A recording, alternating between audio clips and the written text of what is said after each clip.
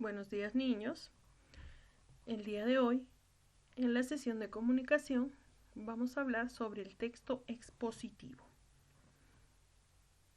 El texto expositivo es un tipo de texto que se caracteriza por informar mediante una explicación un determinado tema. El texto expositivo es lo que ustedes conocen como una exposición de algún tema. Pero esta exposición, su característica es informar mediante una explicación. Cuando yo voy a preparar un texto expositivo, mi objetivo principal es informar a aquellas personas que me están escuchando para incrementar el conocimiento de estas personas, porque muchas de ellas ya conocen el tema. Y cuando va uno a exponer un texto, va a aumentar, a incrementar lo que ya conocen los oyentes, los que te están escuchando en la exposición, que vendría a ser el receptor.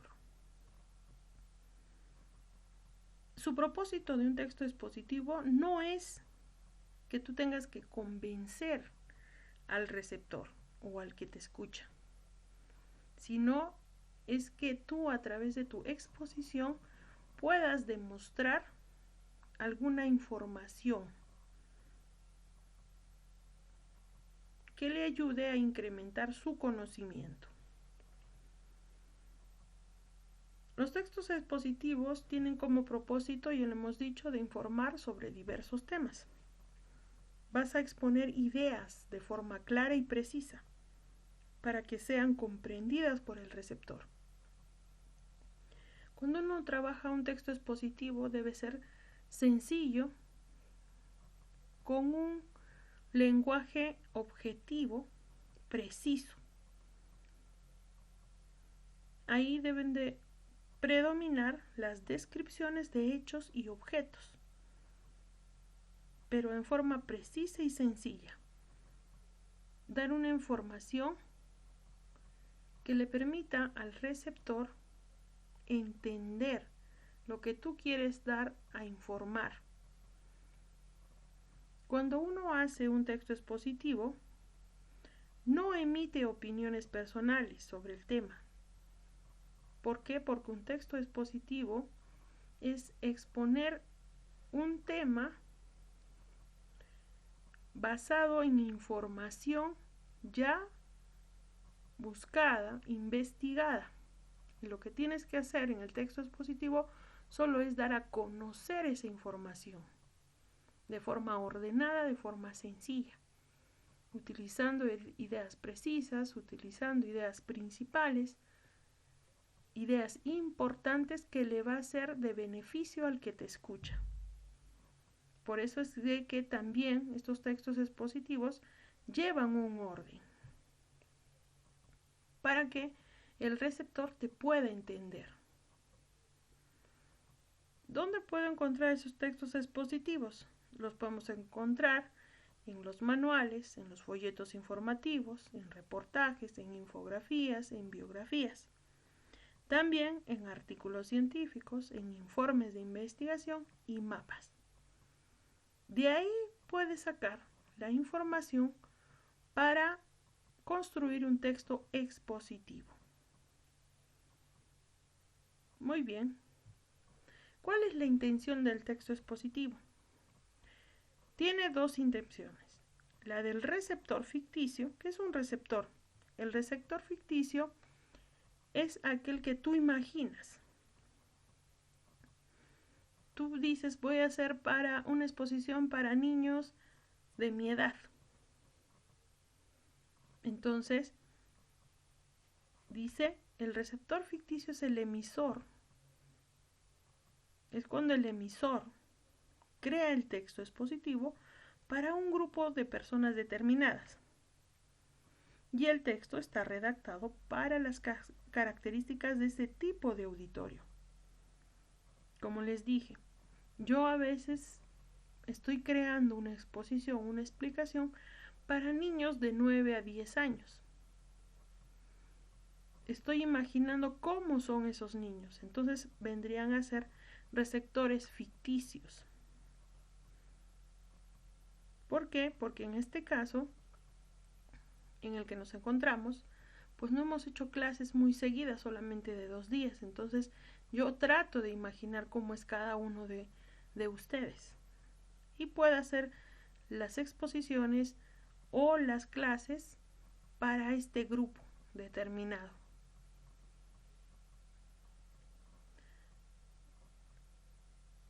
Tenemos los receptores reales.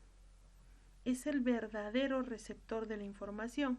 En algunos casos la información no está dirigida para el auditorio real, por lo que pueden haber problemas de entendimiento de la información.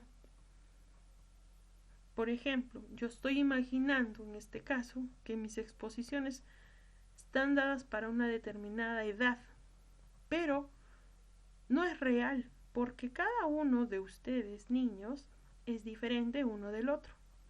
Aprende de diferente manera y entiende la información de diferente manera, ya que esta educación que se está dando en la actualidad, que es a distancia, no permite el contacto físico ni visual de cómo es que están recibiendo la información, y solo se está suponiendo de que la información que se trabaja pueda llegar a ustedes de una manera muy significativa.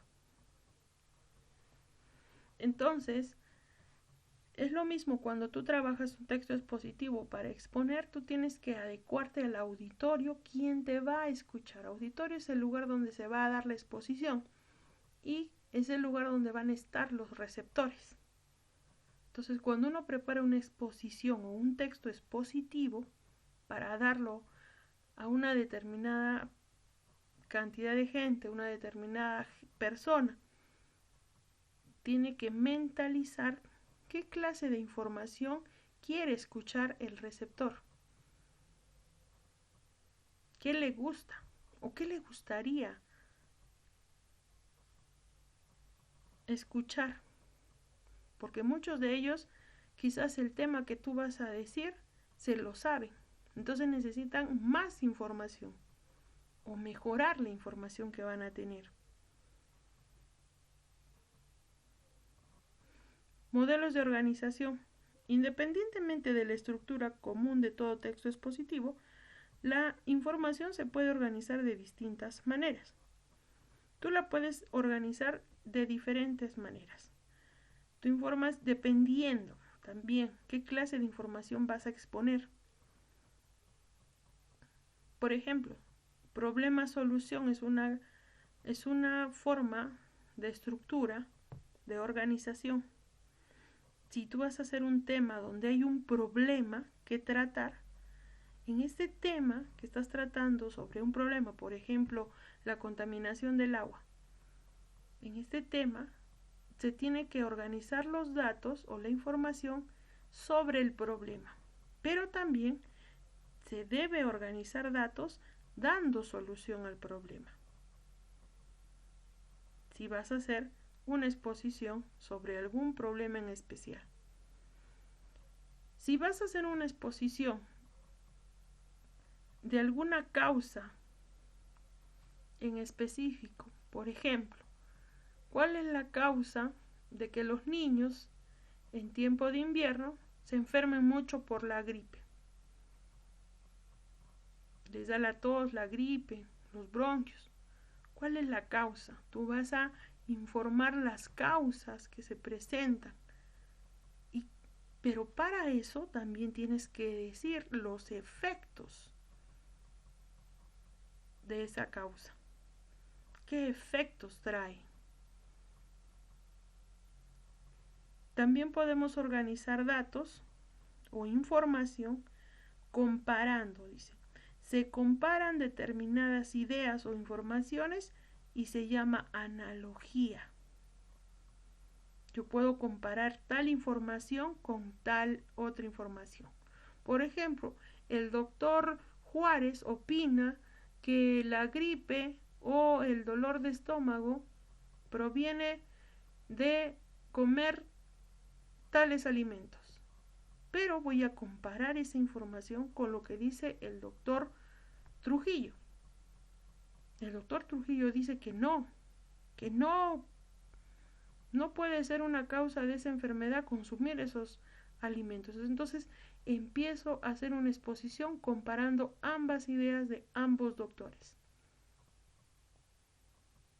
Entonces así organizo una información de comparación para dar una exposición de ese tipo de información. También puedo hacer un texto expositivo de enumeración descriptiva.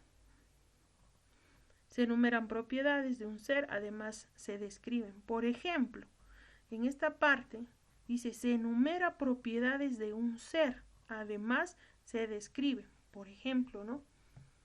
Dicen que para los niños que tienen el síndrome de Asperger o el autismo, ayuda a la conexión de los delfines. ¿Por qué? Porque tienen propiedades de sonido de estos animales para mejorar el desarrollo de los niños que sufren de este tipo de síndromes. Entonces, vas a describir qué pasa, por qué pasa, a qué se debe, por qué los delfines hacen ese tipo de conexión con los niños. Empiezas a enumerar. También podría ser, ¿no? Dicen que el eucalipto es muy bueno para elevar las defensas contra el coronavirus, que el eucalipto, si haces infusiones, te ayuda a controlar todo lo que es el sistema inmunológico. Entonces empiezas a exponer sus propiedades. Secuencia temporal. Si quieres organizar información de secuencia temporal, igual. Se exponen ideas de forma cronológica. Se usan palabras como antes y después. Es cuando tú quieres dar una historia o un desarrollo de alguna investigación en el tiempo.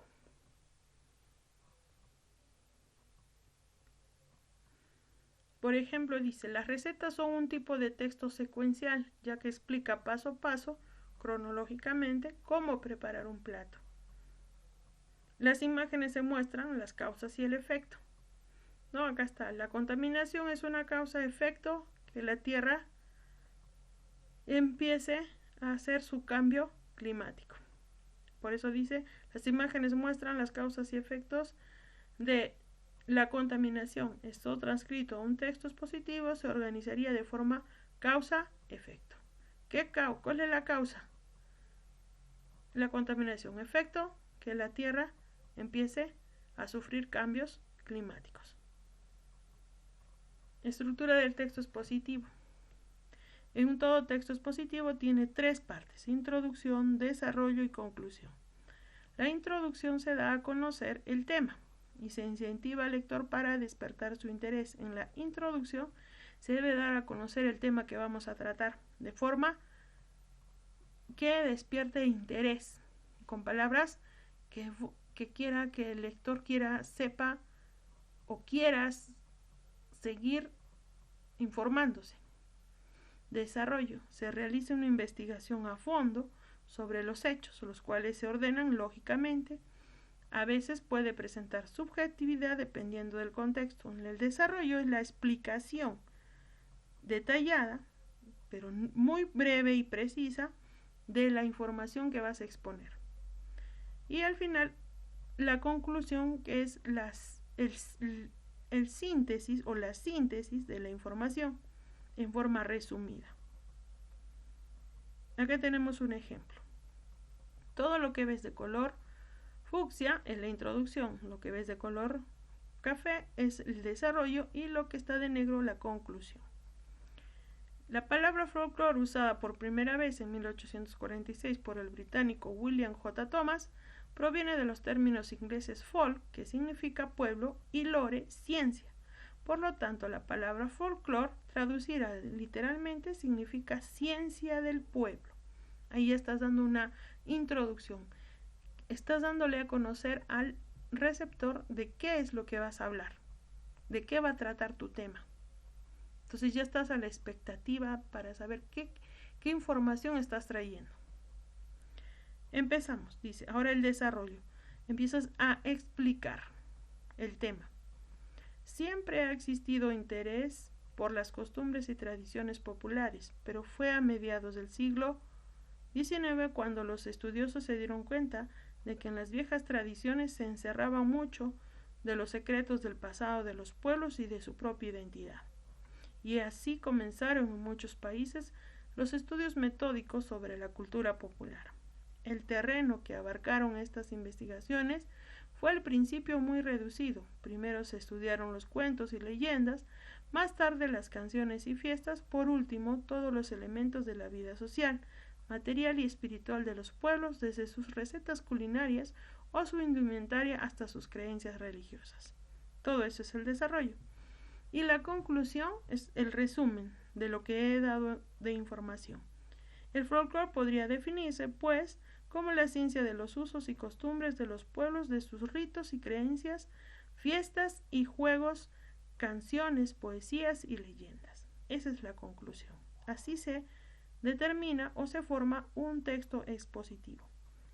Bueno, niños, espero que les haya ayudado. Cualquier consulta y duda me lo hacen saber. Que tengan buen día.